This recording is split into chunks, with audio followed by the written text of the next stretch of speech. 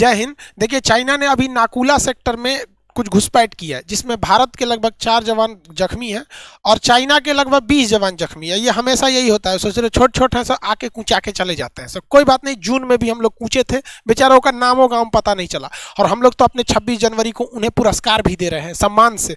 ये हमारे देश की एक परंपरा है। खैर, हमारे यहाँ एक कहावत प्रचलित है कि खिसियानी बिल्ली खंभा नोचे, जिसको कुछ नहीं मिलता यही करता है। हुआ क्या कि चाइना अपने आप को बहुत वीर समझ रहा था और जून से जो गलवान में जो घटना हो रही है उसमें क्या हुआ है कि ये फिंगर 8 है, ये है फिंगर 8। चाइना यहां से उठ के फिंगर 4 पे चला गया और भारत को पीछे कर रहा है। उसको लगा यहां पे है। और चाइना ने ऐसा क्यों किया कि चाइना के पास 2-3 बहुत बड़े प्लस पॉइंट थे। एक उसका सिरजाप था एरिया, सिरजाप का एरिया चाइना का था, यहां उसने बहुत ही हैवी मिलिट्री पावर रखा था। लेकिन इसके बैकअप के लिए खुरनाट में लगाया था। ये उसका पहाड़ी है खुरनाट, खुरनाट की पहाड़ी से ये पूरा एरिया दिखता है और यहाँ सिरजाप की पहाड़ी से ये पूरा एरिया दिखता है। इसलिए चाइना को पता था कि भैया ये फिंगर 1 से लेकर ये पहाड़ी जो है ना, पहाड़ी को फिंगर बोलते हैं क्योंकि छोटी छोटी पहाड़ी है। फिंगर 1 से लेकर फिंगर 8 तक में भारत अगर यहाँ 8 पर आता भी है तो हम खुरनाट से अटैक कर सकते हैं, सिरजाप से भी कर सकते हैं। तो भाई भारत वाला भी 1962 तो अब है नहीं। भारत ने कहा ठीक है भैया, तुम उधर चढ़ दिए, भारत यहाँ से चढ़ दिया ब्लैक टॉप पर। अब ये ब्लैक टॉप पे चढ़ गया, इस ब्लैक टॉप पे पूरे एरिया पे नजर रखा जा सकता है। इस ब्लैक टॉप से ऊंचा इस एरिया में कोई पर्वत नहीं है। और चाइना को मजबूरी में इसी साल जनवरी में, लगभग 15 जनवरी के पास से यहाँ से अपने 5000 सैनिकों को वापस बुलाना पड़ा। हालांकि चाइना ने यहाँ बहुत सारे झूठ भी बोले थे कि हमने डायरेक्ट एनर्जी वेपन मारा है। अरे चोट्टा, मारा है तो ये लोग एक को मारा कहीं नहीं। यहाँ से क्या हुआ, यहाँ से किसी को तो खजवटो नहीं हुआ, तुम पता नहीं कौन सा मारा था हथियार। हालांकि वो झूठ बोल रहा है। अब उसको चाहिए कि भैया हम कहीं और घुस सके यहाँ पर, तो वो सोचता है कि भैया यहाँ पे तो हम इस लद्दाख के एरिया में तो सक्सेस नहीं हो पा रहे हैं। अब वो चाहता है कि वो सिक्किम के एरिया से स्टार्टिंग करे, यहाँ पर नाकुला के पास स्टार्ट करे। इसलिए वो सिक्किम में आया, यहाँ भी थुराया, उसके लगभग 5 गुना, हमसे ज़्यादा 5 गुना जवान उसके जख्मी हो गए सब वहाँ पर। अब हॉस्पिटल में गए होंगे सब, वहाँ अपना समझे सब यहाँ पर। अब ये नाकुला सेक्टर चाइना क्यों करना चाहता है? क्योंकि वो भारत का ध्यान भटकाना चाहता है कि भारत अब इधर भी ध्यान दे। भारत सरकार को भैया यहाँ स्टैंड जो है यहाँ पे भी भेजना चाहिए और यहाँ और बढ़ा देना चाहिए सेना। लो ससुरा, तुम यहाँ पे बात नहीं मान रहे हो तो देखिए है क्या कि वहां नाकुला एक दर्रा है। दर्रा किसे कहा जाता है? देखिए, चाइनीज भाषा में दर्रा को ला कहा जाता है, जैसे जोजीला, नाथुला, बोमडीला, लास्ट में ला लगा होता है। दर्रा, दर्रा यानी इंग्लिश में पास, 2 पहाड़ों के बीच के पतला रास्ता को हम दर्रा कहते हैं। ये पतला रास्ता होता है, इसमें बड़ा मुश्किल से गाड़ी वगैरह जा सकती है, लेकिन बहुत चौड़ा नहीं होता है, इसे हम लोग क्या कहते हैं? दर्रा। लेकिन अगर यही रास्ता बहुत 2 पहाड़ों के बीच में जगह बहुत ज़्यादा हो जाती है तो इसे हम लोग घाटी कहते हैं, इंग्लिश में वैली कहते हैं। हालांकि आपको ज्योग्राफी में क्वेश्चन आएगा कि ये यू शेप की जो वैली कहाँ देखने को मिलती है, जहाँ बर्फ रहता है, और जहाँ नदी रहती है वहाँ वी शेप की वैली देखने को मिलती है, मतलब बहुत ही गहरी खाई की होती है। ये वैली में शहर भी बसाए जा सकते हैं, बहुत सुंदर लोग घूमने के लिए जाते हैं वैली में। आपसे क्वेश्चन भी पूछता है एग्जाम में, स्वात घाटी कहाँ है, यानी स्वात वैली कहाँ है, तो ये पाकिस्तान में है, वहाँ पे कुल्लू घाटी तो हिमाचल प्रदेश में। क्वेश्चन ध्यान रखिएगा, ये धौलाधार और पीर पंजाल पर्वतों के बीच में है कुल्लू घाटी। चुम्बी घाटी ये सिक्किम में है, वहाँ पे भूटान और सिक्किम के बीच में है। वहाँ पे शांत घाटी जिसे साइलेंट वैली कहते हैं केरल में है। रिफ्ट वैली यानी भ्रंश घाटी, ये पहाड़ों की एक कैटेगरी होती है जिसका ढाल उल्टा होता है, जिसे नर्मदा घाटी बहती है, तो ये घाटी होता है। खैर, टॉपिक पे आते हैं हम लोग, अपने जो मेन टॉपिक है। देखिए, चाइना जो है वो इस बात से बहुत चिढ़ा रहता है कि सिक्किम भारत का कैसे हो गया। एक्चुअली सिक्किम भारत का था नहीं। हम लोगों ने 36वां संविधान संशोधन करके 16 मई 1975 को सिक्किम को भारत में मिला लिए और सिक्किम भारत का 22वां राज्य बन गया। तब से लेकर सिक्किम के लोग को हमसे कोई ऐतराज नहीं है और हमसे भी किसी को सिक्किम वाले से ऐतराज नहीं है। और देखिए हम लोग में कितना प्रेम है कि शायद मेरे वीडियो के बाद आप लोग को एहसास होगा, बहुत से लोग आप में हैं, कि सिक्किम हम लोग का था नहीं, 16 मई 1975 को ये हमारा अंग बना। और आप 1975 के पहले का मैप देखिएगा, खुद भारत सरकार का देखिएगा, उसमें सिक्किम एक स्वतंत्र देश था। इसलिए वो सिक्किम को क्या कहता है, वो ये देखता है कि भैया ये भारत वाले के अंदर इतना प्रेम कैसे कि किसी देश को मिला लिया, उन लोगों ने कुछ नहीं किया। और वो लोग हमसे समझौता से मिले थे, इसलिए वो यहाँ के दरों को डिस्टर्ब करना चाहता है, जिस वजह से हमेशा वो कुछ ना कुछ कांड करते रहता है। अब ये एरिया क्यों वो चुनता है, रीजन क्या, ये मानसरोवर है। हमारे यहाँ कैलाश मानसरोवर की यात्रा बहुत प्रसिद्ध है, तो यहाँ से जाने में थोड़ा दिक्कत होता है, तो ये नाथुला दर्रा को लेके जाता है।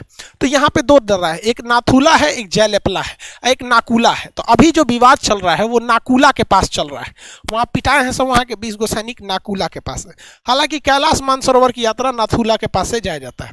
देखिए चाइनीज वालों की एक सबसे बड़ी कमजोरी है जो हम आपको बताते हैं, चाइना वाला पिटाता है तो 50 साल तक उसके अंदर डर रहता है। 1967 में नाथुला जो जगह है ये सिक्किम के पास है, नाथुला, यहाँ चाइनीज सब बड़ी उड़ रहा था सब, तो भारतीय सैनिक सब के पास 1962 का बदला लेना था। चाइनीजों को लगा कि फिर यहाँ पे चढ़ जाएंगे यहाँ पर, तो भारत और चाइनीज के बीच में लड़ाई हुआ और इस लड़ाई में हमारे 88 लगभग 88 जवान शहीद हो गए और 163 जवान घायल हुए थे। जबकि वही चाइना की बात करेंगे ना तो 340 को मारा गया, सब छोटका छोटका नारियल छुहारा हुआ, और 450 सब वहाँ पे घायल हुआ सब। और इसका डर ये है कि अगले 50 साल तक चाइना ने एगो चूंचा नहीं किया है। ये हमारी बात मत देखिए, ये बिलीव हम आपको बताते हैं। 1967 में जब ये लड़ाई हुआ था, इसके 50 साल बाद चाइना फिर उठा 2017 में डोकालाम पर। तो अभी भी हम भारत सरकार को कहते हैं चू चू करने धक्का मुक्की से नहीं होगा, मारिए कचर के सालों को 300-400 को मराएगा सब फिर ना, तो फिर टेंशन खत्म हो जाएगा हम लोग का अगले 50 साल तक के लिए। कम से कम 2070 तक हम लोग चैन से रहेंगे। ये इतिहास है। लड़का पूछता है सर इतिहास पढ़ने से क्या फायदा है, देखो भैया यही फायदा है जो बताता है, इतिहास गवाह है कि चाइनीज को कचर के पीटिए और जब पिटा जाएगा तो वो 50 साल तक शांत रहेगा, वरना वो हमारे 7 सिस्टर जी यहाँ पे 7 जो राज्य हैं उन्हें डिस्टर्ब करना चाहता है। हालांकि पूर्वोत्तर 7 सिस्टर में तो सिक्किम आता नहीं है, सिक्किम नॉर्थ ईस्ट में आता है, सिक्किम को जोड़ेंगे तो एक 8 हो जाएगा, इधर 7 सिस्टर में नहीं आता है, ये चिकन नेक का हिस्सा होता है। देखिए हमारा जो ये 7 सिस्टर 7 राज्य है ये बहुत ही पतले रास्ता द्वारा जुड़े हुए हैं, इसे हम सिलीगुड़ी कॉरिडोर या चिकन नेक कहते हैं। तो चाइना भारत में मनोवैज्ञानिक दबाव बनाना चाहता है कि हम सिक्किम के रास्ते यहां तक आ जाएंगे तो देखिए हम अपना चिकन नेक कभी भी हम लोग क्या कर सकते हैं, काट सकते हैं। तो भैया हम लोग क्या सुतल है, यहाँ से बांग्लादेश से हम लोग का रोड पास हो चुका है और म्यांमार तक जा रहा है, तो अब चिकन नेक के भरोसे हम लोग थोड़े बैठे रहेंगे जब हमारे इतने अच्छे अच्छे पड़ोसी हैं सब। तब सिक्किम बॉर्डर पे बहुत ही भीषण बर्फबारी होती है। कुछ दिन पहले एगो चाइनीज चाचा घुस गया था उसमें, हमारी फौज इंसानियत दिखाते हुए इन चाइनीज को क्या कर दी, वापस कर दी। अब पता चलता है कि ये चट्टे जानबूझ के घुसे थे सब। हम तो भारतीय सेना को भी कहते हैं कि हाँ भैया आप एक काम कीजिए, जब भी कोई चाइनीज नारियल छुआड़ा गरी सब शकल वाला दिखाई दे सब, तो आप बोलिए ही नहीं कि कोई चाइनीज पकड़ा गया है, उन सबको सिंपल तरीका आप ध के बर्फ में गाड़ दीजिए साला का, 2-3 दिन बाद निकालिए, कहिए कि एक चाइनीज छुआड़ा आया था दब के मर गया, हम क्या करें, बर्फ हमारी घरे थोड़े पड़ता है यही, नहीं तो आप पकड़ लेंगे। हम लोग लोकतंत्र वाले हैं, हम लोग में भी एक ये है कि हम लोग कानून के हिसाब से ही कोई काम करते हैं, लेकिन ये जवाब जरूरी है वरना उन लोग का सारा रास्ता भटकना भुला जाएगा। भारत में लोगों को मास्क लगाने में दिक्कत होती थी, जिन जिन लोगों को 1000-2000 फाइन लगाए ना कोई दिक्कत नहीं होती है, तो चाइनीज लोग भी बहुत ज्यादा रास्ता भटकते हैं। जिस दिन 2-4 साले हरामी ये लोग बर्फ में गड़ा जाएंगे ना उसके बाद इन लोग का रास्ता भटकना भूल जाएगा। इनकी शक्ल साले जिस तरह से ये खाना खाते हैं उस तरह से तो इनकी शक्ल अच्छी ही है, मगरमच्छ खाया होगा ये साला पता नहीं क्या खाया है, बंदर खा गया होगा ये, तो जैसा खाएंगे वैसे ही आपका शकल होगा, वैसे ही आपकी अकल होगी। ये Xi Jinping father of corona, इसको लगता था कि डोनाल्ड ट्रंप चले गए हैं तो ये जो है अमेरिका का ये दामाद बन गया। अरे ससुरा तो नहीं, जो बाइडेन वो पगला थोड़ी है। कोई भी देश अपने यहाँ एक मुखिया चुनाव जीतता है ना, तू अपने गांव के बारे में सोचता है, बाद में दूसरे गांव के सोचता है।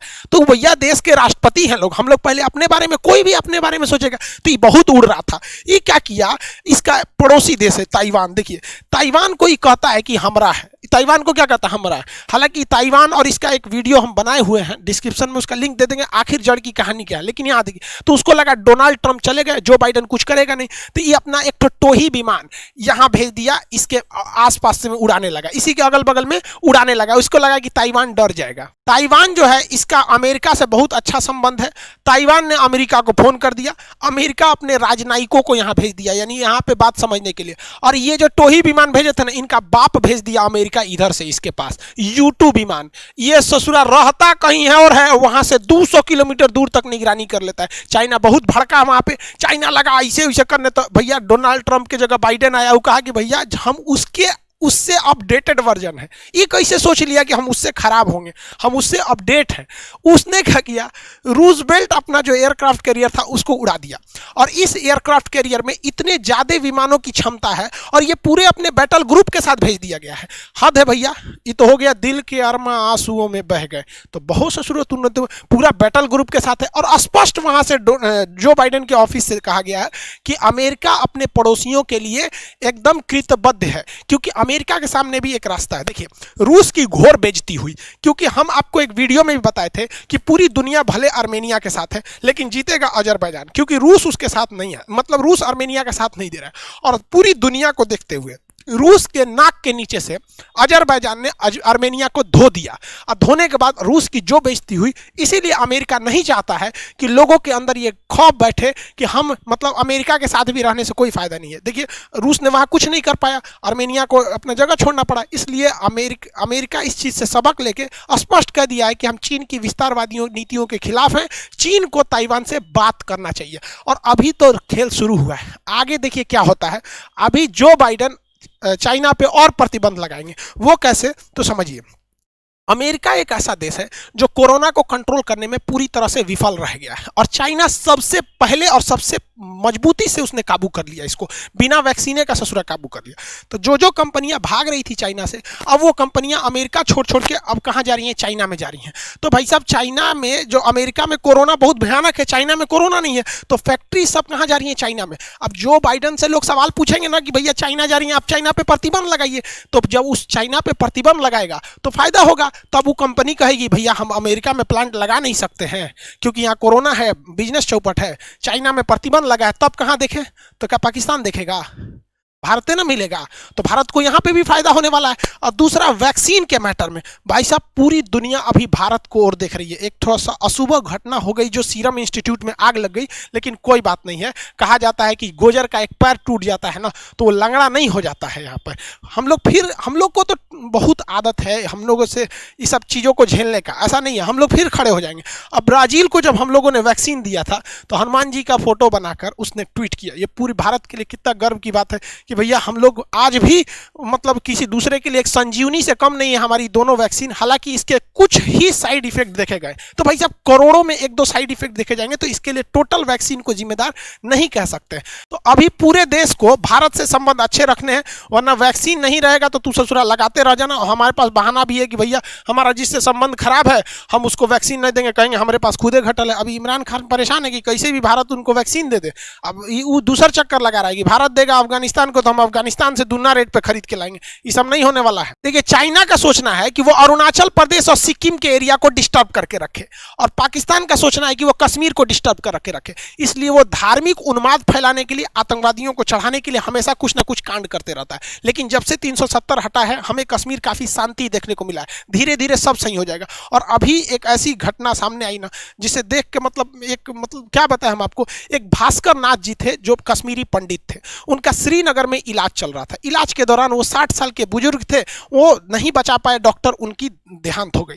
जब उनके पार्थिव शरीर को उनके गांव सोपिया लाया जा रहा था तो श्रीनगर से जब सोपिया पहुंच रहे थे तो उनके घर से 5 किलोमीटर दूर पूरी गाड़ी पर बर्फ जम गया। अब गाड़ी आगे नहीं चल सकती। तो उसके अगल बगल के जो कश्मीरी लोग थे उन लोगों ने जब सुना कि भास्कर नाथ जी का देहांत हो गया, उनका शरीर नहीं आ पा रहा है, गाड़ी नहीं आ पा रही है, तो वो घर से पैदल आ गए लोग, इस बर्फ में ऐसे आ गए लोग, और कंधे पे 5 किलोमीटर तक अपने मित्र के पार्थिव शरीर को लेके गए लोग। ये अगर जिस दिन ये सारी चीजें कश्मीर में देखने को मिलेगी ना, उस दिन हम ये पाकिस्तान के लिए ये सब एक बुरा सपना से कम नहीं है। और हम लोग हिंदुस्तान वाले भाई साहब, यहाँ पर कृष्ण जैसे राजा जो थे, सुदामा जैसे गरीब व्यक्ति के लिए नंगे पांव दौड़ गए थे। तो भाई हमारे लिए अगर कोई एक कदम बढ़ाएगा ना तो हम हिंदुस्तान वाले भाई साहब, हम लोग उसके लिए 10 कदम बढ़ा सकते हैं। तुम साथ हो जो अपने दुनिया को दिखा देंगे, हम मौत को भी जीने का अंदाज सिखा देंगे। हम लोग भी भाई ऊपर वाले से प्रार्थना करते हैं कि हमारा पूरा देश खुशहाल रहे, देश के कोना कोना में आपसी भाईचारा, मोहब्बत, प्रेम जुड़ा रहे। जो कश्मीरियों को वहाँ से लौटा दिया गया था, कश्मीरी पंडितों को वहाँ से भगा दिया गया था, उम्मीद करते हैं कि बहुत जल्दी वो अपने घर को लौट जाए। देखिए, घर किसी का अच्छा और खराब नहीं होता है, घर घर होता है, जो जहाँ है उसको वहीं अच्छा लगता है। अब केरल का आदमी दिल्ली आके बस जाता है, वो अलग बात है, दिल्ली के आदमी अमेरिका जाके बस जाता है, वो अलग बात है, लेकिन अगर किसी को भगा देते हैं लोग ना, तो ये गलत बात है। हम भी उम्मीद करते हैं कि बहुत जल्दी सब कुछ कश्मीर में भी सामान्य देखने को मिलेगा। हम सब जाएंगे भैया, वो लोग भी यहाँ आए, हंस खेल के आगे बढ़े, उनकी भी अर्थव्यवस्था बढ़े, मुख्य भारत से जुड़े, यही हम सब कामना करते हैं। इस गणतंत्र दिवस की आप सब देशवासियों को ढेर सारी शुभकामनाएं, और एक सैल्यूट हमारे उन भारत के वीर जवानों के लिए कि जिनके बदौलत जो थार के रेगिस्तान में गर्मी झेल रहे थे, या कश्मीर के कड़ाके की ठंड, या पूर्वोत्तर के उन जंगलों को झेल रहे थे, उनके अदम्य साहस के बदौलत हमें एक नए साल देखने को मिलता है। 2020 हम लोगों के लिए कोरोना की वजह से थोड़ा सा डिस्टर्ब रहा, 2021 में हम एक नई शुरुआत करेंगे। और जो पटना ऑफलाइन का क्लास भी खुल गया है, जो लड़के ऑफलाइन के हैं वो कल 26 जनवरी के 9 बजे से वो आ सकते हैं आप लोग क्लास में। जो एप्लीकेशन पे पढ़ने वाले स्टूडेंट हैं, आप लोग को जलेबी कैसे खिलाए भैया, आप लोग के लिए एक जलेबी का PDF बना के एप्लीकेशन पे डाल दिए, आप उसे डाउनलोड कर सकते हैं। बाकी जलेबी खाने का व्यवस्था यहाँ ऑफलाइन जो पटना में पढ़ने वाले लड़के उनके लिए व्यवस्था है, बाकी ऑनलाइन वालों को हम कैसे देंगे, हम PDF डाल देंगे। खैर, मिलेंगे हम अगले क्लास में। जय हिंद।